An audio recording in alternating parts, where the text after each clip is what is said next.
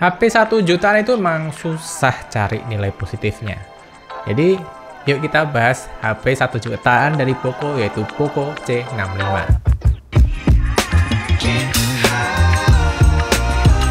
Ya, ini bukan sebuah video yang anget-angetnya ya. Ini HP juga udah keluar beberapa bulan. Dan saya juga baru bisa reviewnya sekarang. Kemarin saya sempat ya bikin video unboxing dari Redmi 13C, tapi reviewnya nggak saya selesaiin karena saya nunggu HP ini, Poco C65. Kenapa? Karena saya udah tahu HP-nya bakal sama persis, cuma rebrand aja dari Redmi 13C, di sini diganti ke Poco. Dan sisanya saya rasa pasti masih bakal sama persis. Jadi waktu itu saya hold reviewnya dan nunggu Poco C65 aja. Nah, tapi yang paling membedakan ya Redmi 13C atau Poco C65 ya dari ketersediaan barangnya. Kalau Poco C65 dia hanya ada di online only. Kalau di offline seharusnya nggak ada ya kalau tokonya nggak nyetok secara mandiri. Nah, misalkan Redmi 13C kamu bisa cari di Xiaomi Store yang tersebar di mana-mana, ada di Erafone dan di toko-toko itu pasti ada. Dan karena predikatnya ini HP 1 jutaan, pasti bakal laris kayak kacang goreng karena pasarnya luas banget. Dan di sini yang saya pegang adalah Poco C65 dengan warna biru yang variannya ada di 8/256. Nah, kalau kalian tanya, ada varian apa bang? Ada dua varian nih, 6/128 sama 8/256. Nah, buat saya pribadi ya, saya saranin sih kamu ambil yang langsung aja ke 8/256 karena dengan RAM dan storage yang lebih gede, rasanya akan lebih upgrade. Harganya di online sih waktu saya cek ada di 1,6an ya. Untuk yang 6/128 ada di 1,4 jutaan. Ya, tapi saya tetap men-encourage teman-teman untuk ambil yang 8/256 karena pasti penggunaannya akan lebih nyaman dan lebih enak dan lebih reliable zaman sekarang ini. Karena kalau mau enak di Android itu RAM 8GB sekarang. Kalau RAM 6 bisa, cuma agak mepet. Kalau RAM 4 udah tidak saya sarankan. Jadi tetap ambil yang RAM 6 atau RAM 8, tapi saya lebih merekomendasikan yang RAM 8GB, storage-nya 256. Dengan harga 1,6 jutaan, di dalam box-nya kamu masih include dapat kepala charger beserta kabelnya. Casing, terus juga kayak screen protector, tidak ada sih. Tapi ya baik lagi ya, ini HP 1 jutaan. Apalagi chargernya ya. Sebetulnya HP-nya support sampai 18 watt. Cuma ya dikasihnya 10 watt aja. Dan saya juga nggak bisa komplain banyak karena ya gimana lagi, ini HP-nya udah murah. Udah 1,6 jutaan tapi dapatnya 8/256. Dan bisa kamu lihat di sini ya, desainnya buat saya pribadi untuk yang Redmi 13C dan Poco C65 udah nggak kayak HP 1 jutaan. Waktu saya pegang yang warna biru ini, saya ngerasa bangga ya. Karena buat saya desainnya bagus untuk seri Redmi 13C dan Poco C65. Clean, dan warna birunya ini manis. Jadi buat yang megang dan make ada perasaan bangga, walaupun ini cuma 1 jutaan tapi keren gitu. Materialnya di sini masih dari plastik ya untuk bagian belakangnya. Warna biru ini ada dua finishing, ada yang matte dan ada juga yang glossy. Yang glossy ada di bagian kamera ya, jadi framenya ada mengkilap-mengkilapnya. Bisa jiplak sidik jari, cuma karena bagian yang paling kena tangan dan bagian yang paling besar adalah matte, jadi lebih aman dari sidik jari. Jadi HP-nya bisa dipakai tanpa casing dan kerasa bersih terus. Selain itu di bagian framenya juga warna biru ya, jadi manis banget waktu dipegang seperti ini. Untuk perlindungan layarnya sendiri dia udah pakai Corning Gorilla Glass, tapi saya nggak tahu ya Corning Gorilla Glass berapa. Di bagian atas hanya ada lubang audio jack tanpa ada infrared blaster maupun speaker karena speakernya di Poco C65 ini mono aja. Tapi ya itu wajar sih karena ini HP 1 jutaan yang paling mumer lah gitu kan. Terus untuk bagian kirinya ada SIM tray triple slot. Kamu bisa pakai 2 nano SIM bersama dengan 1 SD card. Dan di bagian kanan ada tombol power yang merangkap sebagai scanner fingerprint dan ada volume rockernya. Dan bagian bawahnya hanya ada 1 speaker seperti yang saya bilang tadi. Terus hanya ada 1 lubang mic dan lubang port Type-C buat ngecharge dan lain-lain. Ukurannya besar dan udah menjawab kebutuhan pasar zaman sekarang. Ya pasti banyak yang bilang, aduh saya lebih suka HP compact. Tapi buktinya HP besar seperti ini lebih laku di pasaran.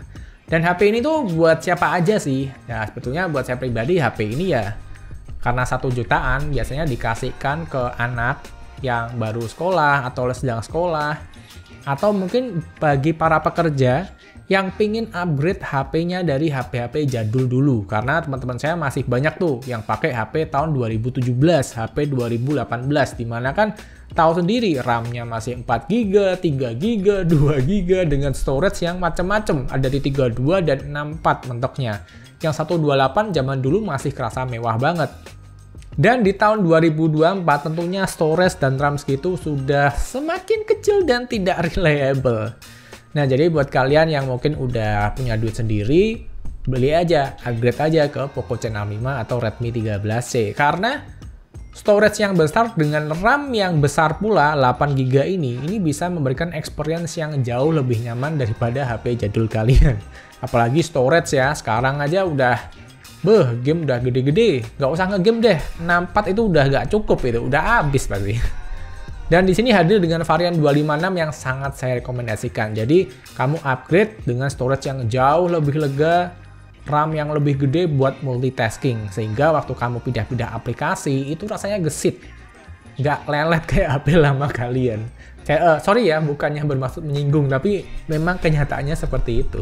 Kayak di laptop aja nih, saya baru aja upgrade ya laptopnya dari 8GB, saya tambah 16, sekarang 24GB. Kenapa? Karena laptop Windows 11 zaman sekarang RAM 8GB tuh dibuat basic sama satu aplikasi aja udah habis empot-empotan.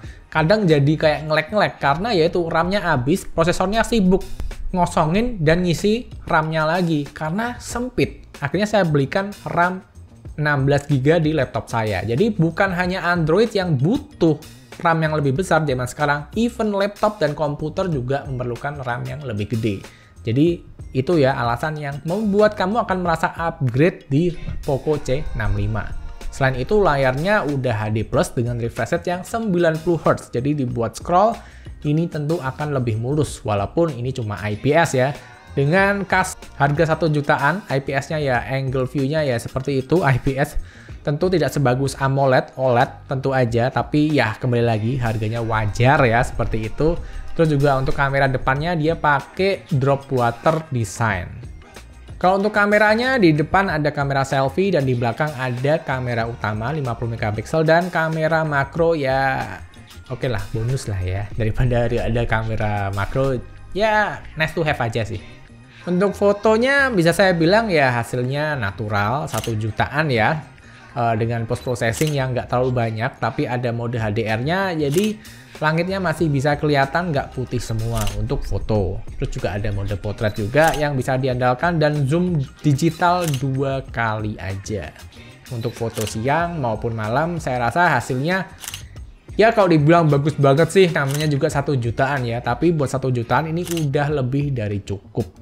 Apalagi dengan budget segitu, kalian gajian misalkan 2 juta aja beli ini masih ada kembalian buat beli nasi goreng gitu kan. Jadi masih enak lah, ramah di kantong, tapi upgrade-nya cukup lega di sini di RAM dan storage-nya. Untuk videonya mentok di 1080 30fps tanpa adanya EIS yaitu kestabilan ya. Dan sekali lagi ini wajar. Tapi untuk hasil kameranya saya bilang sih ini bagus ya. Waktu saya buat video call juga hasilnya oke. Wajah saya juga terlihat dengan jelas tanpa ada kayak burik-burik di chipset-chipset yang malahan chipset baru malah nggak sebagus yang ini loh. Dan ini adalah rekaman dari Poco C65 yang saya bawa jalan aja di samping jalan raya yang rame-rame tapi nggak rame ya. Nggak ada kestabilan di kamera depan dan belakang, dan seperti ini hasilnya kalau dibawa di suasana yang super duper low light. Ngomongin chipset, Poco C65 ini sama seperti Redmi 13C, dia pakai Helio G85 chipset yang udah berumur 3-4 tahun. Dan untuk yang seri tinggi ini Antutunya ya hampir 300.000 ya, ada di 280 ribuan. Nah, gimana nih performanya waktu dibuat game? Nah, waktu dibuat game bisa sih, tapi buat saya sih nyantai-nyantai aja ya. Jadi misalkan main MLBB settingan grafiknya tuh bisa terbuka hingga super dengan refresh rate mentok di high ya 60. Waktu saya 11 menit bermain ya baterainya berkurang 3% aja, irit.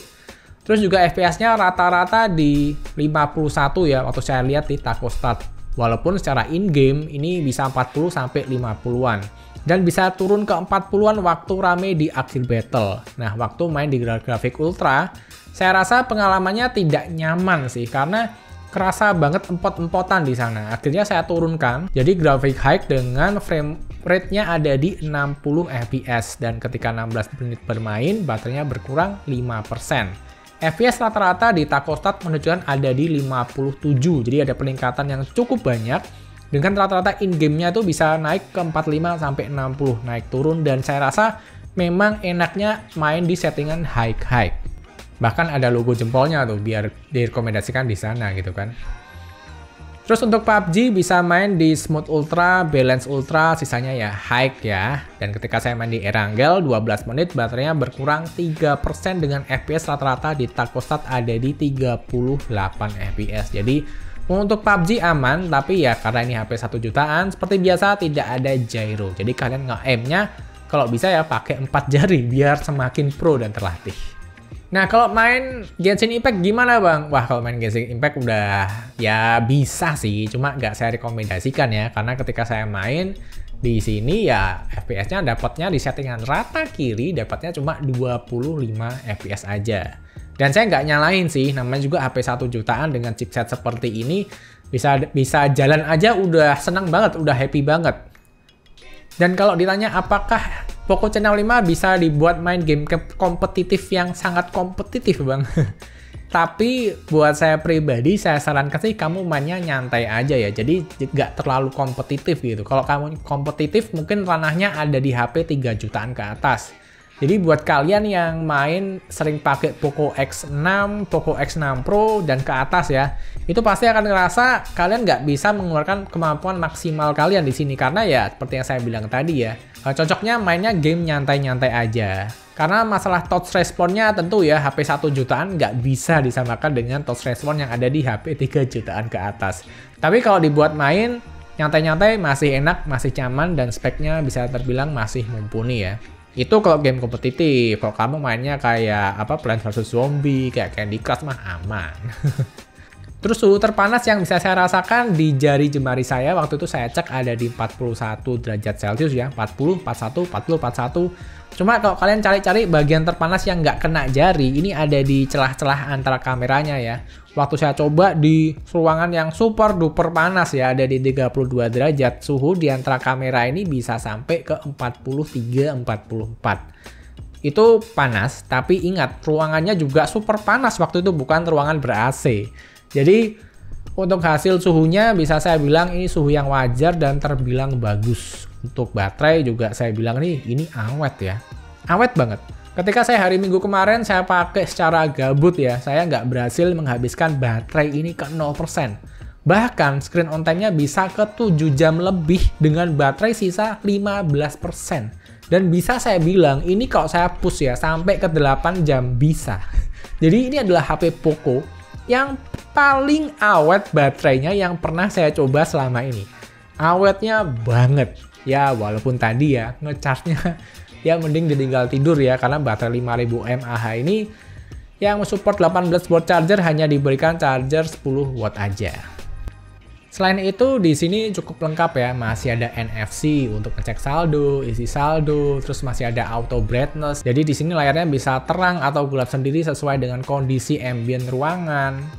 Dan juga ada fitur menu hotspotnya dan GPS. Nah, kenapa ini saya mention? Karena di HP 1 jutaan yang kecil-kecil yang lain, itu ada beberapa yang dihilangkan loh. Bahkan ada yang nggak ada auto brightness-nya. Jadi ini perlu saya mention karena ini akan menunjang kenyamanan kalian ketika memakai HP ini sehari-hari.